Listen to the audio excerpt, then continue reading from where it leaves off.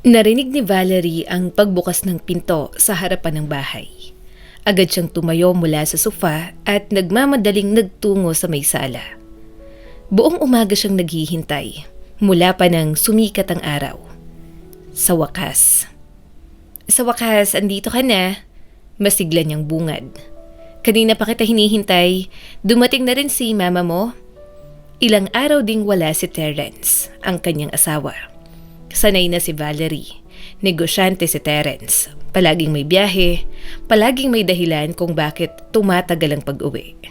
Sa una, minsan sa isang buwan, hanggang sa naging 2 linggo, hanggang sa halos hindi na siya nagugulat kapag matagal itong nawawala. Trabaho lang, paulit-ulit niyang sinasabi sa sarili. At dahil mahal niya ang asawa, hindi siya nagrereklamo. Halika, pasok na tayo. Masigla niyang sabi habang pinapapasok si Terence at ang babaeng kasama nito. Sandaling natigilan si Valerie, pero hindi siya nagpakita ng pagtataka. Marahil bagong katrabaho lang. Baka may mahalagang meeting o baka humingi lang ng tulong. Ay, pasok ka rin, magiliw niyang sabi sa babae.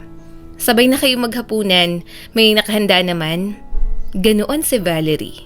Laging handa, laging may extra sa mesa. Tuwing uuwi si Terence, parang pista ang bahay. May mainit na ulam, may dessert, may ngiti. At may pag-asa na kahit sandali ay magiging buo ulit ang pamilya. Pero kakaiba ang kilos ni Terence. Hindi siya ngumiti, hindi siya tumingin kay Valerie. At nang lumapit si Valerie para yakapin siya, marahan ngunit malinaw niyang itinulak ang asawa papalayo. Mas masakit pa, ang tono ng boses niya nang kausapin ang babaeng kasama niya ay mas malambing kaysa sa ginamit niya sa sariling asawa. Pasok ka na, sabi ni Terence sa babae. Pasok ka, Marina. Ito ng bago mong tahanan. Nanlamig ang paligid. Simula ngayon, dagdag pa niya na parang may ipinagmamalaki. Ikaw na ang may-ari ng bahay na to. Ikaw na ang may bahay dito. Parang may pumutok sa loob ng dibdib ni Valerie. Ngunit sa unang sandali, pinilit niyang ngumiti. Pinilit niyang maniwala na biro lang ito. Isang masamang biro. Ganun ba? Pilit siyang natawa. Sige, pasok kayo. Nakahain ang mesa. Huwag kayong mahiya. Hindi niya natapos ang sasabihin. Mula sa loob ng kwarto, lumabas ang nanay ni Terence, si Aling Sonia. Nakapambahay, may hawak pang rosaryo. Tumingin siya sa kanilang tatlo at halatang hindi niya maintindihan ang eksenang nasa harapan niya. Anong nangyayari dito? Mahinang tanong ng matanda. Tahimik ang bahay, mabigat ang hangin. Huminga ng malalim si Terence. Parang handa na siya. Parang matagal na niyang pinag-isipan ng sandaling ito. Simula niya. Kailangan ko nang linawin ang lahat. Pasensya ka na, Valerie, kung biglaan. Malamig na sabi ni Terence at tila ba nag-aabiso lang ng pagbabago sa schedule. Pero gaya ng nakikita mo, buntis si Marina. Itinuro niya ang bilugang tiyan ng babae. Parang tinamaan ng kidlat si Valerie. Sa akin ang dinadala niyang bata. Patuloy pa ni Terence. Wala man lang bahid ng pagsisisi. Kaya magpapakasal kami. Dito na rin kami titira. Sandaling nanahimik ang mundo ni Valerie. Ako? Mahina niyang tanong at litong-lito. Anong gagawin ko? Nagkibit balikat si Terence. Parang napakasimple ng sagot. Simple lang naman, sabi niya. Matanda ka na, wala naman tayong anak. May trabaho ka kaya kaya mo na yan. Tumigil siya sandali, saka diretsahang sinabi ang hatol. Mag-impake ka na. Umalis ka na rito. Humanap ka ng mauupahan, kahit maliit lang. Huwag mo na sanang patagalin. Parang hindi pa sapat, sumingit si Marina. May ngiting pilit na matamis, ngunit may laswan ang bawat salita. 3 months na lang po ang itatagal ng pagbubuntis ko, sabi niya habang hinahaplos ang tiyan. Hindi po pwedeng ma-stress, kaya mas maaga kayong makalipat, mas mabuti para sa lahat. Ngumiti pa siya at parang nagpapakita ng kabaitan. Hindi naman po kailangang madaliin ang pagkuha ng gamit nyo. Kunin nyo na lang kapag may lilipatan na kayo. Huwag kayong mag-alala, walang mawawala dito. Doon tuluyang bumagsak ang pag-asa ni Valerie. Hindi ito biro, hindi ito panaginip. Pinipigilan niyang luha. Tumakbo siya papasok sa kanilang kwarto. Umupo siya sa harap ng maliit na mesa. Nakatingin sa kawalan, hindi niya alam kung ano ang susunod na gagawin. Sa labas ng kwarto, naririnig niya ang masasayang usapan ni Terrence at Marina. Parang wala lang, parang hindi nila winawasak ang isang buhay. Lumapit si Aling Sonia. Umupo sa tabi ni Valerie at marahang hinaplos ang buhok niya. "Ano pa bang magagawa mo, iha?" Sabi ng biyanan at tila nakikiusap sa katotohanan. Ganito talaga ang buhay. Huminga siya ng malalim. Masakit, oo. Pero buntis ang babae. Hindi natin maikakaila yun. At kayo ni Terrence, 4 na taon na kayong kasal pero wala pa ring anak. Napahikbi si Valerie. Pinagtiyagaan ko, patuloy ng matanda. Nag-aantay ako ng apo. Lahat ng kaibigan ko may karga-kargang apo. Pinagtatawanan na nga ako. Biglang bumuhos ang luha ni Valerie. Pero saan po ako pupunta? Umiiyak niyang tanong. Anong gagawin ko? Wala naman ako ibang mapupuntahan. Umiling si Aling Sonia. Ang sabi ni Terrence, humanap ka ng matitirhan. Aayos din ang buhay mo. Baka makahanap ka pa ng ibang lalaki. Idinugtong pa niya, parang tuluyang sinasaksak ang puso ni Valerie. Mabuti na ring magkaroon ng anak si Terrence. Lalo na't hindi ka naman magkaanak. Parang sinakal ang dibdib ni Valerie. Sa loob ng 4 na taon, ni minsan ay hindi siya sinisi. Sinabi ng mga doktor kaya niyang magbuntis, walang pisikal na problema. Pero ngayon, bigla na lang siyang naging kulang. Bigla na lang siyang itinabi. Sa isip niya, malinaw ang larawan. Si Marina nakaupo sa hapag na siyang naghanda. Si Marina natutulog sa kama na dati ay sa kanila. At siya pinaalis, parang bisita lang sa sariling bahay. Hindi pwede, sigaw ng isip niya. Hindi ako papayag. Mabilis siyang nagbihis at walang salita, walang paalam. Lumabas siya ng bahay na yon na parang may hinahabol o tinatakasan. Pagbukas ng pinto, sinalubong siya ng malamig na hangin. Doon niya napagtanto ang katotohanan. Wala siyang matatakbuhan, wala siyang uuwian. Patay na ang ina ni Valerie. Matagal na. Ang ama niya may bago ng pamilya. At sa bahay na minsan niyang tinawag na tahanan, wala na siyang pwesto roon. Isa pa, malayo ang tirahan ng ama. Nasa labas ng lungsod. Sa oras na yon, sa lamig at bigat ng kanyang dinadala, imposible na ang bumiyahe. Isa-isa niyang inalala ang mga kaibigan. Wala rin. Lahat sila may asawa na, may mga anak. Hindi niya kayang kumatok sa pinto ng isang pamilya na abala na sa sariling buhay para lang humingi ng pansamantalang masisilungan. Hindi rin siya pwedeng umupo sa bangketa at maghintay ng umaga. Madilim at malamig sa labas at mas malamig ang pakiramdam ng pagiging mag-isa. Matapos ang mahabang pag-iisip, may isang lugar na pumasok sa isip ni Valerie. Ang Italia. Ang shop na kanyang pinagtatrabahuhan. Isa siyang fashion designer. Propesyon, pangarap, at pagmamahal niya ang pananahi at pagdidesenyo. Bata pa lang siya, yun ang gusto niya. Ngunit sa maliit nilang bayan, kakaunti ang oportunidad para sa isang katulad niya. Sa Italia, may trabaho siya pero hindi palaging may boses. May sariling paniniwala ang may-ari. Madalas, hindi kinoconsider ang mga ideya ni Valerie. Sa halip na magdisenyo, kadalasan ay inuutos sa kanya ang mga trabahong malayo sa kanyang mga pangarap. Pero ni minsan ay hindi siya nagreklamo. Dahil kahit papaano may trabaho siya. At doon pinahahalagahan siya. Bilang empleyadong maaasahan. Lagi siyang maaga, lagi siyang huling umuuwi. Kaya niyang tumanggap ng dagdag na gawain. Wala siyang anak at ang asawa niya noon ay bihira namang umuwi ng bahay. Kaya mahalaga siya sa kanyang boss. Isang empleyada na laging available, laging handang magsakripisyo. Hindi yon naging problema kay Valerie. Sanay na siya. May susi siya ng opisina. Madalas siya ang nagbubukas at nagsasara ng Italia. Kaya naisip niya, bakit hindi ako doon magpalipas ng gabi? Mainit doon, tahimik, at sa umaga makakapagsimula siyang maghanap ng matitirahan. Tahimik niyang binuksan ang pinto ng shop. Hindi na siyang nagbukas ng ilaw. Kilala na niya ang lugar at bawat sulok, bawat amoy ng tela ay kabisado niya.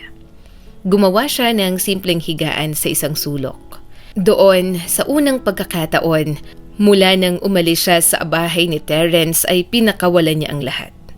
Umiyak siya ng tahimik, walang humagulgol, luha lang na tuloy-tuloy na parang ulan na walang tigil. Hanggang sa mapagod siya at hanggang makatulog na siya roon. Napakalalim ng tulog niya. Hindi niya narinig ang pagbukas ng pinto. Hindi niya narinig ang mga yabag. Sa gabing yon, may mga magnanakaw na pumasok sa shop. Target nila ang bagong dating na shipment ng mga mamahaling tela. Alam nila ang hinahanap nila, ang pinakamahalaga, ang pinakamahal. Isa-isa nilang kinuha ang mga yon. At si Valerie, mahimbing pa ring natutulog. Nagising lang siya nang may malakas na tunog sa paligid.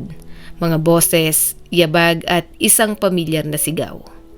Dumating na ang kanyang boss. Pagpasok pa lang nito, ramdam na agad niya na may mali.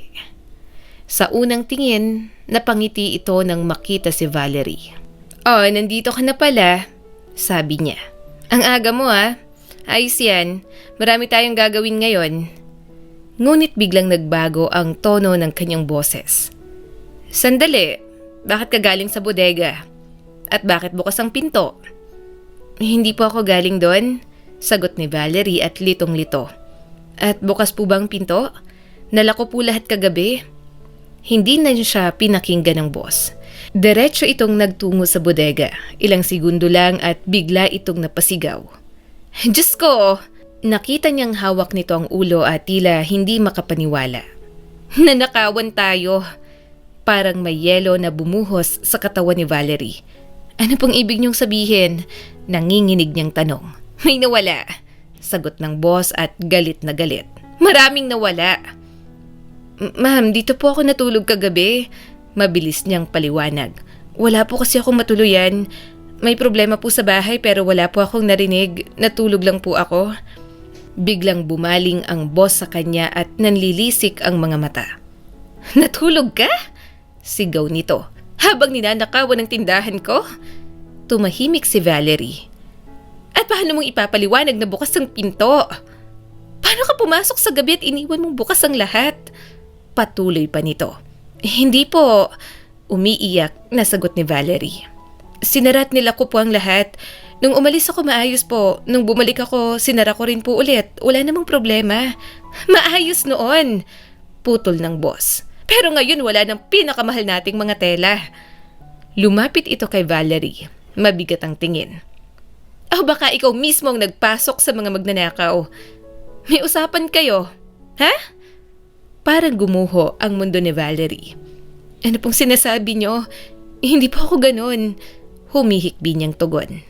Pero alam niyang mahirap patunayan ng sarili. Siya lang ang nandoon, siya lang ang may susi. At hindi na umatras ang boss. "Sige," malamig nitong sabi. "Eto ang gagawin natin." Hindi na niya tinawagan ng pulis. "Ayokong makulong ka. Pero babayaran mo ang lahat ng nanakaw." Nanlaki ang mata ni Valerie. Ano po? "Wala akong pakialam kung saan mo kukunin ang pera," sabi nito. "Pero tapos ka na rito. Hindi ka na magtatrabaho dito." Pero ma'am, hindi po talaga ako. "Hindi na ako makikinig," sigaw nito. "Sigurado akong gagawa ka lang ng mga dahilan at kasinungalingan." Tumalikod na ang boss pagkatapos sabihin ang mga salitang yon. "Marami pa akong iisipin. Mga order, mga lugi, reputasyon ko. Umalis ka na. Umuwi ka at pag-isipan mo kung paano mo babayaran ang utang mo." Huminto ito sandali, saka idinugtong ng may panunuya. At kung may mga kasabwat ka, sabihin mo sa kanila na tumulong sa pagbabayad ng mga ninakaw ninyo. Hindi na nakapagsalita si Valerie. Luhaan, nanginginig, tahimik siyang lumabas ng Italia at nagtungo sa kalye. Malamig ang hangin, mabigat ang dibdib. Sa isang iglap, nawala ang asawa niya, nawala ang tahanan niya at ngayon, pati ang trabaho. Ngayon wala na si Valerie. Wala ng tahanan, wala ng masasandalan. Pero may isang bagay siyang hindi matakasan. Isang malaking utang na imposibleng mabayaran. Sinabi ng dati niyang boss na umuwi ka at mag-isip. Pero paano niya ipapaliwanag na wala na siyang uuwian? Na wala na siyang mapupuntahan? Na wala na siyang kasabwat? Dahil kailanman ay wala naman talaga. Pwede bang magsunod-sunod ng ganito ang kamalasan ng iisang tao? Kung titingnan ang buhay ni Valerie, oo, posible pala. Naglakad siya sa kalsada, luhaan at halos wala na sa sarili. Sa sobrang bigat ng dibdib niya, hindi niya namalayan. Tumapak na pala siya sa kalsada. Isang busina at isang malakas na preno. At bigla, may humila sa kanya pabalik sa bangketa. "Muntik na po kayo," sabi ng isang boses na hinihingal. "Ingat po kayo." Nang magmulat si Valerie ng mata, nakita niyang isang lalaki. Gusgusin, payat at pamilyar. Isang palaboy, isang lalaking ilang beses na niyang nakitang nag-aalok ng kung ano-anong trabaho sa may Italia. Pinunasan ni Valerie ang luha niya at pinilit ng umiti. "Salamat," mahina niyang sabi. "Niligtas mo ako." "Walang anuman," sagot ng lalaki. "Pero wag po kayong maglalakad ng ganyan, delikado." Tinitigan siya nito ng may malasakit. "May nangyari ba? May problema po ba kayo?" Sunod-sunod niyang tanong. Napangiti si Valerie. Mapait, basag at pagod. Ano bang magagawa ng taong to para sa akin? Naisip niya. Mukha rin naman siyang may sariling laban sa buhay. Pero kahit papaano, maaari siyang magsalita dahil may makikinig. "Oo," buntong hininga niyang sagot. "May nangyari?" Sa isang araw lang ikinuwento niya ang lahat. Ang pagkawala ng asawa, ng tahanan, ng trabaho at ng dangal. Hindi siya humingi ng tulong o kahit simpatya lang. Tahimik na nakinig ang lalaki. "Grabe ang pinagdaanan mo. Sana maayos mo pa yan sa asawa mo. Pwede kang maghabol ng hati sa ari-arian." Napailing si Valerie. "At tungkol naman sa boss mo," dugtong pa ng lalaki. "Madalas akong nasa paligid ng Italia. Nakita ko may mga insurance agent na bumibisita ron kamakailan." Napatigil si Valerie.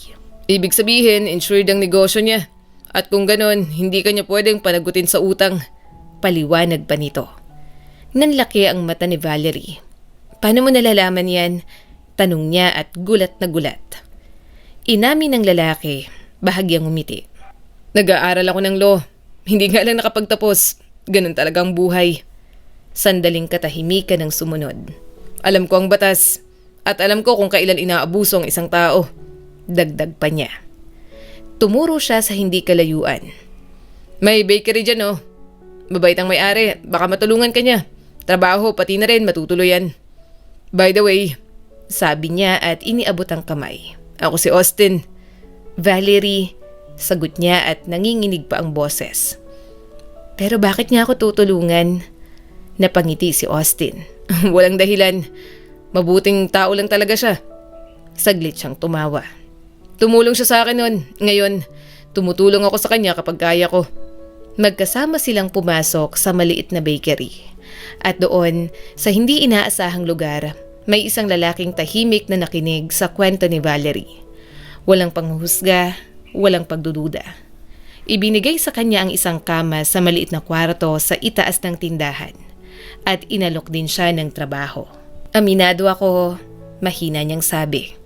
"Hindi po ako marunong gumawa ng tinapay." Ngumiti naman ang may-ari. "Marunong ka namang magluto. At higit sa lahat ay may puso ka." Sa gabing yon, sa unang pagkakataon matapos ang lahat ng sakit, may bubong si Valerie, may kamang mahihigaan at may pag-asang muli. "Okay lang yan." Nakangiting sabi ng may-ari ng bakery. Hindi naman mahirap ang paggawa ng mga tinapay. Matututunan mo rin. At natutunan nga ni Valerie. Araw-araw, mas gumagaan ang pakiramdam niya.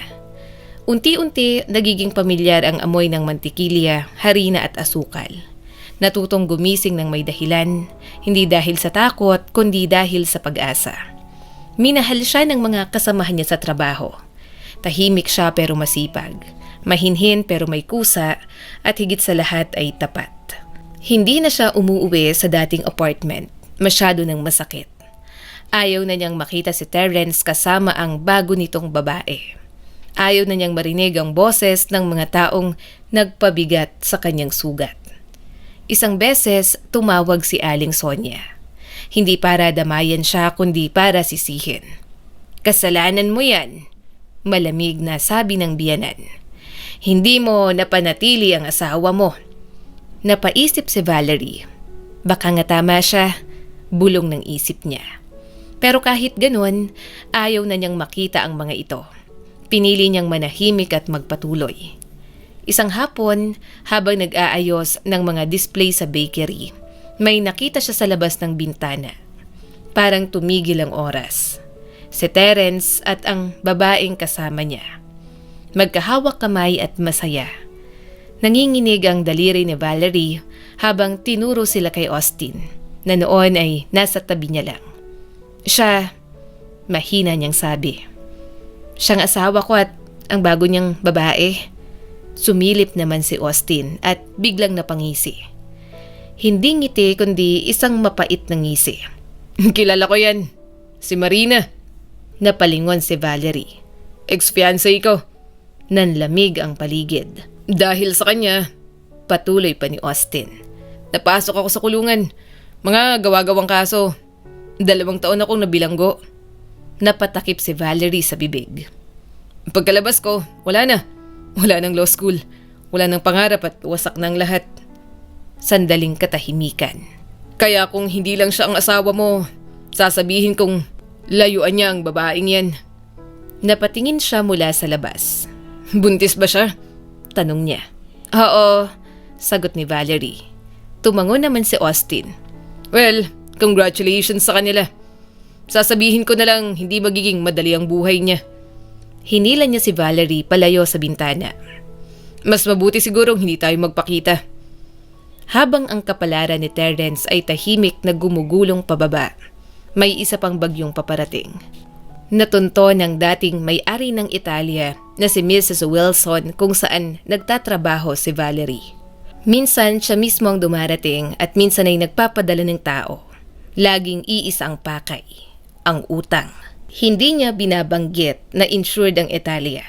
Hindi niya binabanggit na malaki na ang natatanggap niyang pera. Isang araw ay nakita siya ni Austin. Lumapit ito at diretsahang nagsalita. "Hindi niyo dapat ginugulo si Valerie," malamig niyang sabi. "Wala kayong karapatang maningil. Bayad na kayo ng insurance." Namutla si Mrs. Wilson. Dahil totoo yon, nakakuha siya ng malaking halaga. Mas malaki pa sa totoong nalugi. Pero ayaw niyang bitawan si Valerie. Madali kasing apihin ang taong tahimik. Hindi na nakatiis si Austin. Isinumbong niya ang ginagawa ng may-ari sa pulisya. At doon, isa-isang lumabas ang katotohanan. Lumabas sa investigasyon na planado ang pagnanakaw. Sarili niyang negosyo ang niloko niya para sa insurance. Si Mrs. Wilson ay isinailalim sa investigasyon. At ang Italia ay isinailalim sa auction. Nang marinig yon, parang may kumislap sa isip ni Valerie. Isang ideya. Paano kung ako ang maging may-ari ng Italia? Paano kung gamitin ko ang talento ko hindi lang para magtahi kundi para magtayo ng pangarap? Alam niya na kaya niya itong baguhin. Kaya niyang gawing mas maganda, mas moderno at mas matagumpay. Ngunit agad siyang bumalik sa realidad. Wala siyang pera ni piso. Pero yun na ang nag-iisang pagkakataon. Kinabukasan, humarap siya kay Mrs. Hernandez, ang may-ari ng bakery. Nanginginig ang boses niya. "Ma'am, hihingi po sana ako ng tulong." Nagmamakaawa ang mga mata niya. "Pwede po bang humiram? Kahit Kahit ano pong interes, kahit anong kasunduan, pipirma po ako. Huminga siya ng malalim. Hindi ko po ito sasayangin. Hindi po ako tatakbo. Matatag na sabi ni Valerie. Wala na rin po akong tatakbuhan. Maniwala po kayo, kaya kong buhayin ulit ang negosyo. Sa loob ng 1 taon mababayaran ko ang buong utang at habang buhay po akong magpapasalamat. Hindi agad sumagot si Mrs. Hernandez. Tahimik lang siyang nag-isip. Natural lang, malaki ang hinihingi. Hindi basta-basta ang tiwala. Ngunit matapos ang ilang sandali ay tumango siya. Kilala niya si Valerie. Masipag, tapat at maaasahan. At nakakaawa ring makita ang isang mabuting babae na patuloy na dinudurog ng buhay. Hindi rin naman ganun kalaki ang halaga kahit papaano ayon sa kanyang kakayahan. Kaya tinanggap niya ang kahilingan. At sa araw na yon, naging kay Valerie ang Italia. Hindi siya nag-aksaya ng oras. Kinuha niyang assistant si Austin. Kailangan niya ng taong mapagkakatiwalaan. Isang lalaking handang magbuhat, magbantay at manindigan. Tinanggap ni Austin ang trabaho bilang tagabuhat at gwardya. Sa wakas, nakahinga ng maluwag si Valerie. May negosyo na siya at may direksyon ng bukas. At sinimulan na rin niya ang paghahanda sa annulment at legal separation. Bagamat kakaiba dahil si Terrence mismo ang tila umiiwas at pinatatagal ang proseso. Akala ni Valerie, abala lang ito sa bago nitong asawa. Pero ang totoo, may bumabagabag kay Terrence. Napaisip siya, bakit sa halos 4 na taon nilang pagsasama ni Valerie ay walang nabuo. Pero kay Marina, parang sa isang iglap ay buntis agad. Nang makita niya ang medical records ni Marina, may napansin siyang hindi tugma sa mga petsa. At doon nagsimulang gumuho ang ilusyon. Hinukay niya ang katotohanan at natagpuan ang isang masakit na resulta. Mga chat sa isang lalaki. Mga planong kunin ang pera ni Terrence. Mga linyang puno ng panlilinlang. Hindi na ako makapaghintay makuha lahat ng pera niya. Ang tanga niya, akala niya sa kanyang bata. Wasak ang mundo ni Terrence. Mabigat ang naging pag-uusap nila ni Marina. Sa huli, binalayas niya ito. Ibinalik sa boyfriend nito talaga. Nauunawaan na ang pagkakamaling muntik na niyang ipagpatuloy o baka nga nagawa na niya. At sa kanya naisip si Valerie. Ang babaeng tahimik, maaasahan. Ayaw na niyang mawala ang babaeng ginawang maayos ang buhay niya. Mabilis siyang nagtungo kay Valerie. Valerie, mahal ko. Nagmamakaawa niyang sabi. Anong annulment? Umuwi ka na. Masaya tayo nun. Magiging masaya ulit tayo. Kalimutan na lang natin ang lahat. Ngunit umiling si Valerie. Ang pinakamalaking pagkakamali mo ay ang lokohin ako. Mahinahon niyang sagot. Huminga siya ng malalim. At ang pinakamalaking pagkakamali ko ay kapag naniwala pa ulit ako sa'yo. Tiningnan niya si Terrence. Walang galit at walang luha. Pasensya ka na, Terrence. May bago na akong buhay ngayon. Masaya ako at wala ka roon. Totoo ang sinabi ni Valerie. May trabaho siyang mahal, may negosyong unti-unting lumalago at may tiwala sa sarili niya. At higit sa lahat, may bagong damdaming umuusbong sa kanyang puso. Mas lumalapit siya kay Austin, mas nagiging malinaw ang damdamin nilang dalawa. Masaya si Valerie. Gusto niyang maging masaya ang buong mundo, maliban sa lalaking sumira sa kanya.